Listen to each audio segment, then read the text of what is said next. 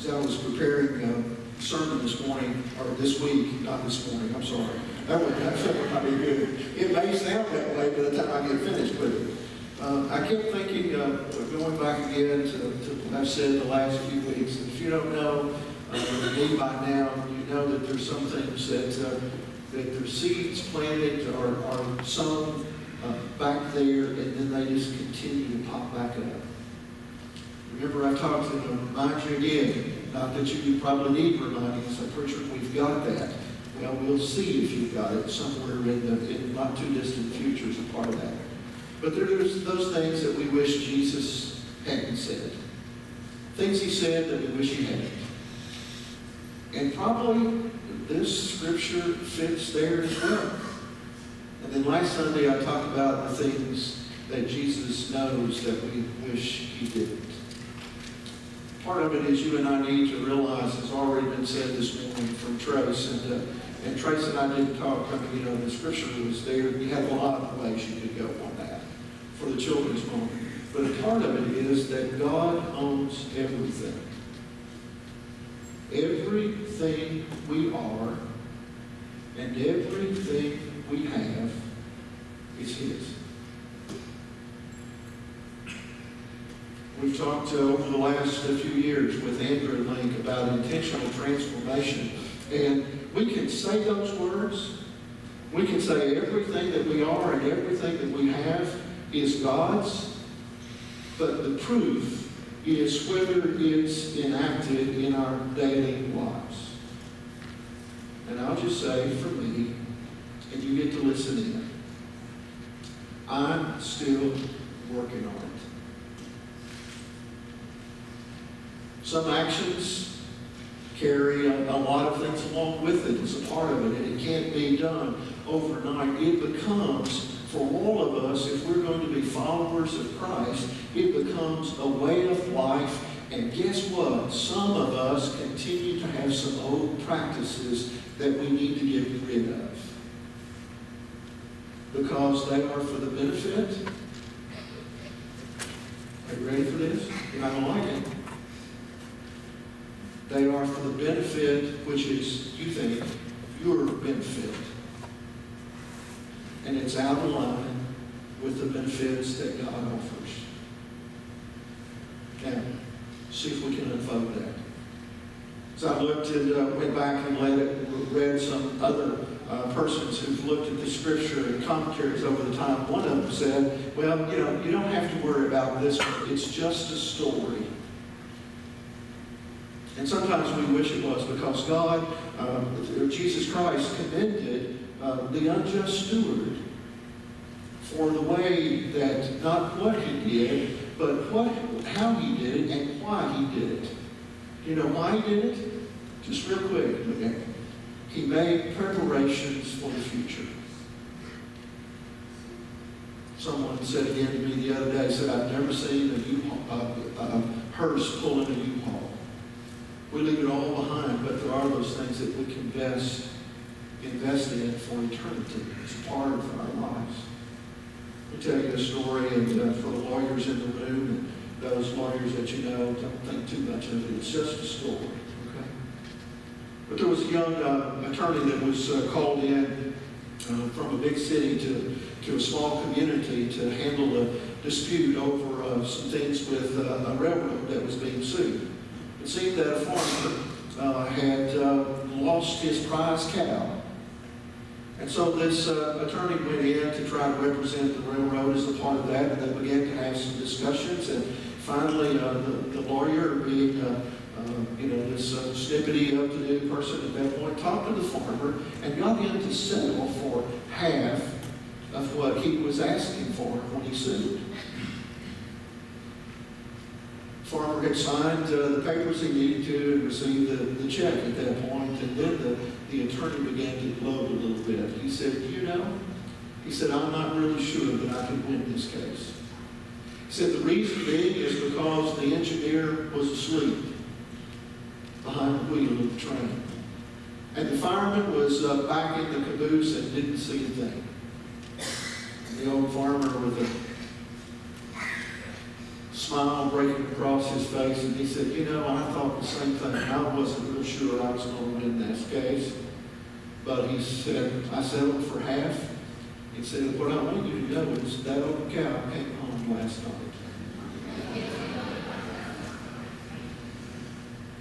Both of them were a little shrewd. Not being fully honest with what was going on in the midst of that. But 2,000 years ago, over 2,000 years ago, Jesus told the parable about the shrewd manager. He survived by using what he had to his greatest advantage. We think of those things, again, we can remember those things that Jesus said we wished he had as a part of it. But yet when you begin to look at those things, we find ourselves that this passage of Scripture, and I heard someone say at this point, said, Jesus must have been obsessed with money. No, Jesus wasn't obsessed with money. But he knew we would be. Have you looked lately at the Scriptures? And probably some of you heard it, but just as a reminder, as a part of that, Jesus mentions heaven, and he mentions hell, and he mentions prayer. 200 and some odd times he mentions prayer, but do you realize that he talks about money 2,500 times? And if you read the first 3 Gospels, you'll find that 1 out of every 6 words talks about money or about stewardship. And yet sometimes, we talk about it, but we talk about it from a different way, about the benefits for us, and not necessarily the benefits that we can gain, not just in this life, but in eternal. It's not one of those things that we're going to do this so that we can have all that we want in the midst of that. Central character is the steward, and you know it real quick. We read it as a part of that. Thank you, Isaiah. I tell you what, for a young fellow to have that many words to read, he did a pretty doggone good job as a part of it. I'm just glad he put it in the Old Testament because, it's a part of that, as all of us do. But thanks, Isaiah, for sharing. And by the way, you look sharp this morning, buddy.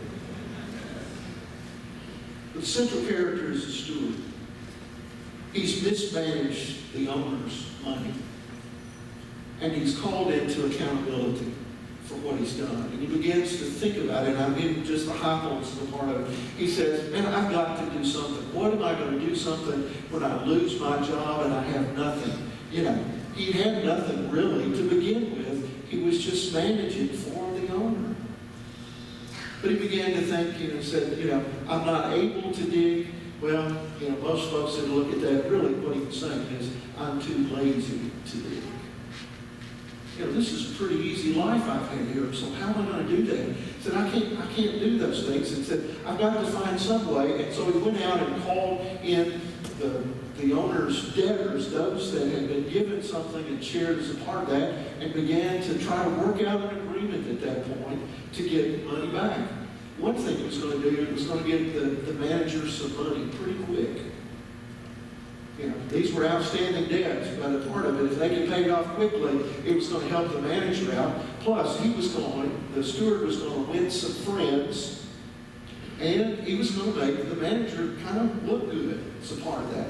What's he going to say? No, you've got to go back and resettle this. This is not going to work. But the manager also knew that he was doing a favor for the owner, at least in biblical days. And you'll love this. Because in biblical days, there could be no interest charged. So what did they do? They built the interest into what they were supposed to pay back, so it was kind of hidden interest. Anybody ever experienced that? Not just in biblical days? It's a part in all of us. Sometimes if the real facts are given to us when you and I have purchased things, if we saw how much we would be paying in interest, we might look somewhere else. People look for those good interest rates as a part of that because that's different. But here is the steward who now has probably saved his owner from some kind of retribution because he had charged interest to begin with. So what does he do? He goes and says, and then Jesus says that the owner commended him for what he had done. So what do we say? If If you go back and look at the verses, it says, the master commended the dishonest manager because he had acted shrewdly. For the people of this world are more shrewd in dealing with their own kind than the people of light. Basically what Jesus was saying, those who know nothing, those non-believers, those who could care anything, could care less about faith, know better how to take care of themselves than Christians do, believers. Talked with our financial advisor the other day. As a part of that, we were talking about a couple of things. And I was already going to preach the sermon and then ended up having a conversation with him. But he said this. He said, at my church, there are people who will say, and he's an investor, and investors, if you're wise at this point, they'll say, well, I'm not worried about that because God is going to take care of me. On matters of stewardship and on matters of money, there is no excuse for Christians to be dumb. To not recognize a part of what God has given to us and to handle things properly. Jesus goes on to say as a part of that, whoever can be trusted with little can be trusted with much. Whoever is dishonest with little will also be dishonest with much. When we think about those things, so what was Jesus saying in the midst of that? You might know that the part of that is, not only is this a picture of a steward who had squandered away his owner's wealth, but it's our picture. There are things that you and I have squandered away, and Trace mentioned a part of it, but just let me throw a couple of those things out again as a reminder. We've squandered away time. Ephesians 5:15 says, be careful how you live. Make the most of your time. I could go off on a tangent and some of you would go off with me. But a part of it is we're all given 24 hours a day. We don't know how many days or weeks or years we're going to be given. And yet, if you and I look at our lives, there are times, there are more times that we'd like to live that we've wasted time, or as the old saying was, what are you doing? I'm just killing time. When it's gone, you can never get it back.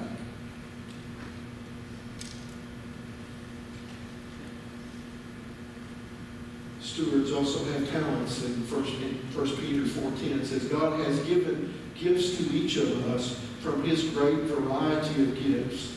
Manage them well so generosity can flow through you. Key words, you understand? So generosity can flow through you. We're supposed to be as a river, and yet sometimes we become a reservoir. We like to look and see how much is over there that we've saved as a part of it. And we may have at times given God his fair portion, but a part of it is that you and I have the ability to be able to do more. God says that's a part of what we're called to do, to let generosity flow through us. And I know maybe I'm preaching to the choir for some, but some of us know that God knows that we're not generous givers. Sometimes it's attaining. And I thought I would throw this sermon in early instead of waiting until October or November. Catch you off guard maybe a little bit. But it's a part of our lives. It's not just a season of the year, it's a way of life. I don't know exactly what any of you give. I don't know. I just know that you give. But I can almost guarantee you, if I ask our financial person to give me a part of that, we could, if we would sort through it, we'd find out that some of you give far more at times than your ability to give. You give far more. You've learned at times what are the necessities of life. And then there are some that have the ability to give the 10th, but don't, and some who can give far above that in the mix. But as Trey said, it takes all of us. The smallest gifts and the largest gifts are all needed to carry out a part of that. But we have those treasures that we've been given to, that we use them for the right reasons.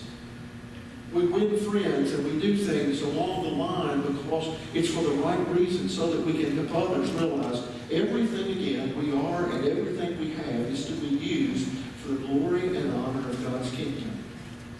Be careful. Be careful with what God gives you. That's stewardship. Just be careful. People of this world are more shrewd. Being a Christian, again, is no excuse for being dumb. Christians should plan wisely and anticipate the future. A hockey star was quoted about, and was asked about his success. And this is what he said. I don't know if you know anything about hockey. I'm always looking for the puck, as a part of that. I hate to watch it on TV because the puck goes so fast. I loved it when they had that little blue light that stayed on it. Now they've taken it away, so you don't know. But this hockey star said this and attributed it to his success. I skate to where the puck is going to be, not where it has been. To look, to make plans for today, but to make plans for the future. Don't you suppose Walmart has plans? Folks, let me tell you, and I'm sure that they didn't just in the last couple of years decide to put and move from Walmart to Hanson. Walmart doesn't operate that way. They knew what they were doing. It was a long-range plan that was a part of that. They recognized in the midst of that, and that says they look at the community and they look at their needs, and sometimes, and they do that planning in the future. And probably this morning, if we're honest with us, there's somebody here who's not made any plans for the future. That's what it will be. If you're employed, most places have a continuing education that you're required, or some kind of planning. It gives information, a seminar or something as a part of that. But are we planning those things as a part of our life for our spiritual growth? Jesus used this parable to talk of the necessity of planning for the future. Use worldly wealth for the right reason, so when it's gone, you will be welcomed into eternal dwellings. Well, what in the world does that mean, Larry? What does that mean? It means that you and I have a responsibility, but we don't have an eternal goal in mind. Let me ask you a question. If you had a family member or a friend who didn't have health insurance or life insurance, wouldn't you try to find some way to make sure that that happened? We should, if we care about it. Yes, sometimes, and I hear people say, I don't have any life insurance. I hear some people say, maybe not as many as used to be, I don't have any health insurance. But yet we speak to those family members and those friends who don't have those things, and yet we don't talk to them about that which is eternal. The investment into eternity. We don't talk to them about their relationship with Jesus Christ. We don't talk to them about those things, and yet sometimes we think that the things that make for this life, and when this life is over, I had a friend of mine tell me again the other day, he did one of his first funerals as a part of that, and he said, this person was a Christian, but most of the family was not. And he said it was the hardest thing. It was the hardest thing to sit there and watch, to know that they had no hope in the future. They didn't want anything. They had asked me not to even mention Jesus and faith as a part of the memorial message. Yet we are those who are called to invest in those things which are eternal. That's what our giving of our time, our talents, our treasures, and our resources are called for as a part of that. We're doing those things that reach out so that we can invest as a part in the hearts and lives of others. Let me ask you this question. What's in heaven? Do you know what's in heaven? If you've read your Bible, you should know. Well, why do you want to go if you don't know what's there? Jesus is there. The only thing that's in heaven is men and women and boys and girls who have given their hearts to Jesus Christ.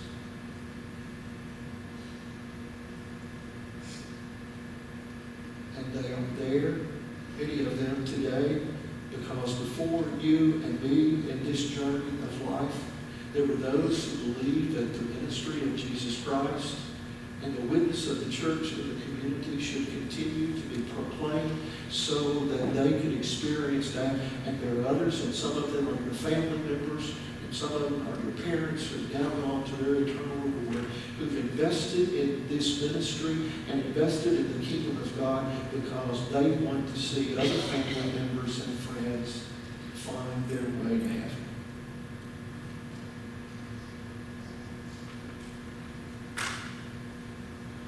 Be faithful with what God gives you.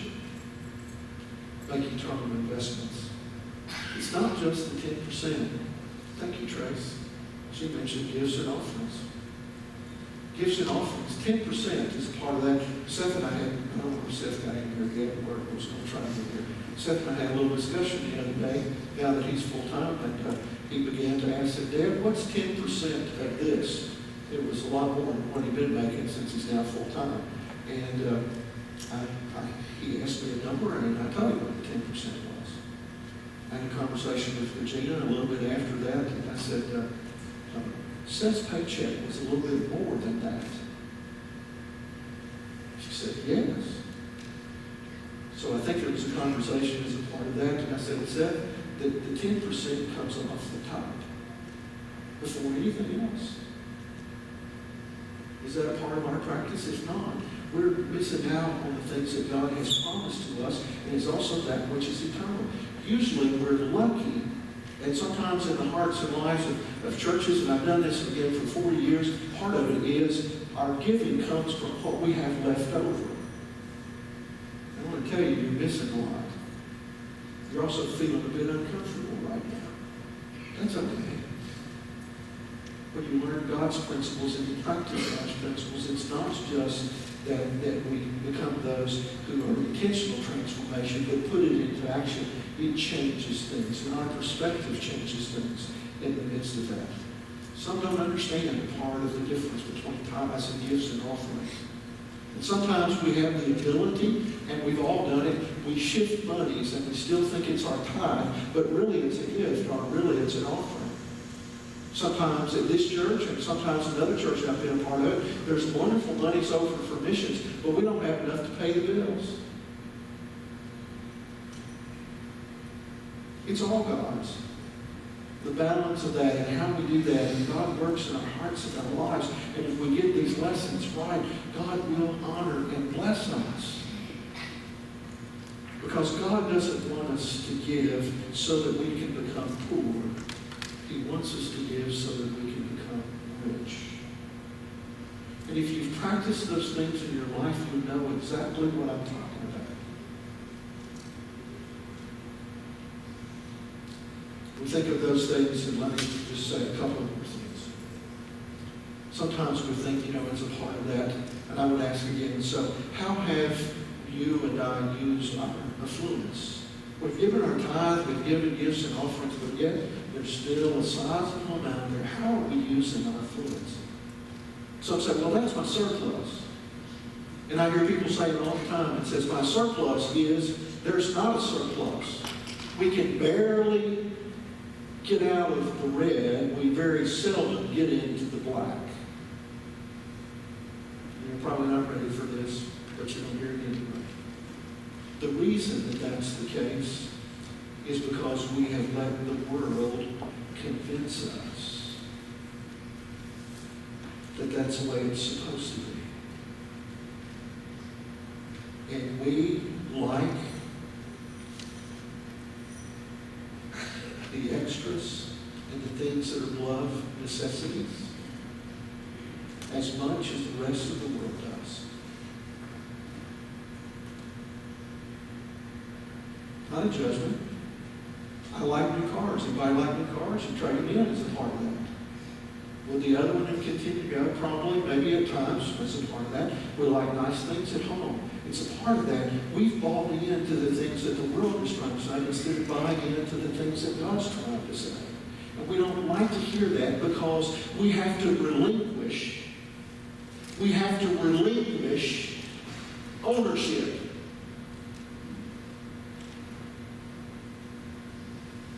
And we will be held accountable. Remember the Old Testament passage says, will a person rob God if we think we can get away with it? But one day there will be an accountability. It's a part of that. It's a part of situation of making wise investments in that which is eternal. And I'm just going to say this morning, and just feel the need to say it. There's some of you who don't have a will. And there's no excuse for a Christian not to have a will. Because at any moment, at any day, things can change.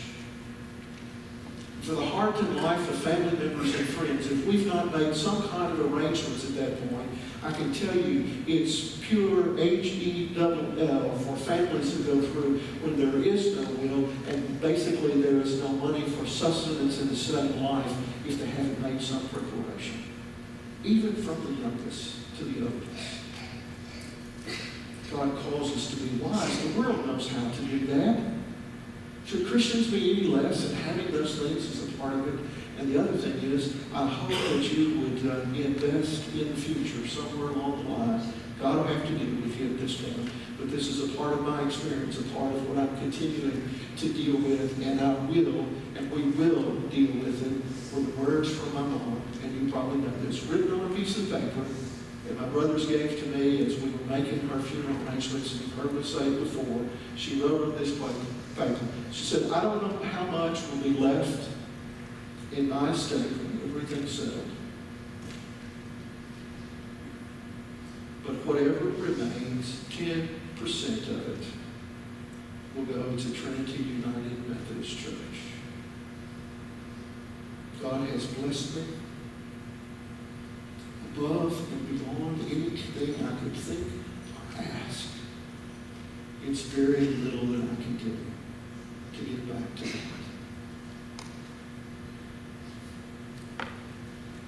There's a little room at Trinity United Methodist Church in Westboro. They built one, a little addition. My mom's name there. She didn't ask for that. But it's the greeting room. If my mom would be here today and she was a member of this church, yeah, she would do this. She would have spoken to almost every one of you before she left. And for the kiddos, she would have had candy in her hand. I've seen the witness of investing in what's eternal. We don't like that sometimes, but that's what Jesus was saying. And we have to relinquish ownership as a part of that. Everything we've been given is from God as a part of that. One of the least things that's concerned to God is money. It's one of the least things. He owns it all anyway, so why should it matter to him? He owns it all. It's not about financial matters, it's about spiritual matters. God doesn't necessarily want what you have, but what God wants is you and me. He wants us. If God is not over your money, then money is God over you. Over your time and your talents, and giving it out in the proper way in the midst of that. Money can be that, finances can be a new teacher as a part of that. It will teach us how to handle true riches. It can be a thermometer. It can tell our spiritual temperature pretty quick. But it's also a tempter. It will always tempt us to become its slave and put it before God and anything else. What I would say is three things. One is, you can serve God with money, but you can't serve God and money. Be careful Be careful with what God gives you. Be wise and resourceful with what God gives you. Be faithful with what God gives you. Invest wisely for eternity. And the bottom line is this. It's a title, sermon. Don't squander it away. Don't throw time. Don't throw talents. Don't throw treasures. Have you heard someone say that? You know, unless the money grows on trees, don't throw it away. Don't squander it away. God has entrusted it to us so that we can bring glory and honor to His name.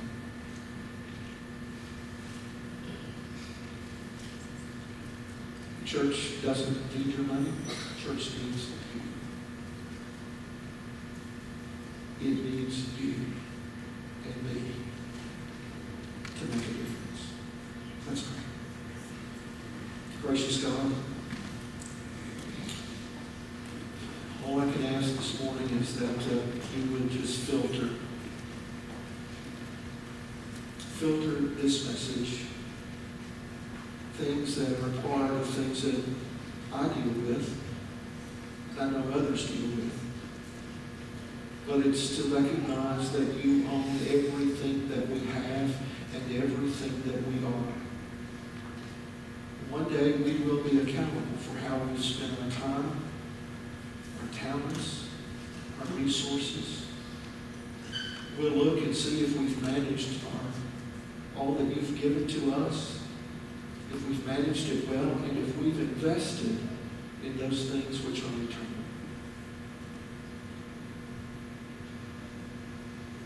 Lord, all we can say is forgive us where we've fallen short.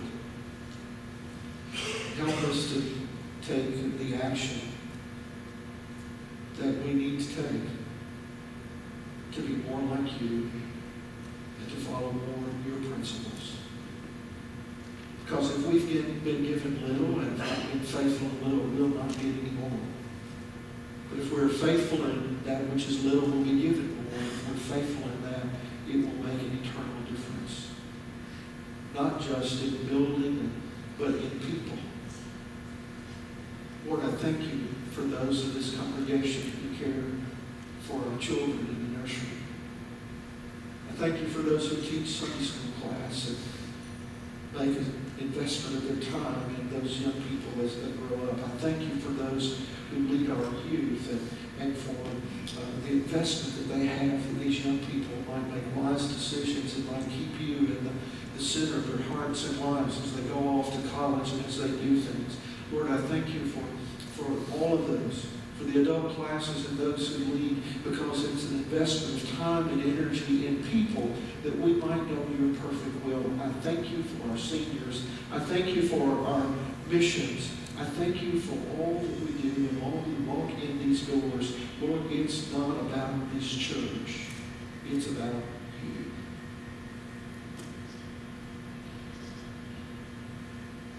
Thank you for what you've given to us. Help us to be good stewards